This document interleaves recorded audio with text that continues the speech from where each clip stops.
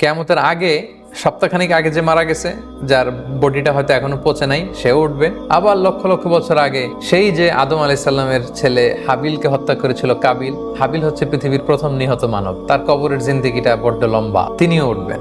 Generation to generation সব উঠতে আরম্ভ করবে। আজদাস, অনেকে বলেছেন কবুর, আসলে আজদাস আরো ব্যাপক, কবর ছাড়া অন্যান্য জায়গা থেকে উঠবে, কারণ পৃথিবীর অনেক জায়গায় বন্যা হয়েছে, অনেক জায়গায় সভ্যতা চেঞ্জ হয়েছে, এর ভিতরে তো মানুষের লাশ পড়ে আছে মাটির নিচে, বা তার কোনো না কোনো অস্তিত্ব আছে। আল্লাহ বলেন ওইখান থেকে আমি উঠাবো, দলে দলে জেনারেশন টু জেনারেশন সব উঠবে।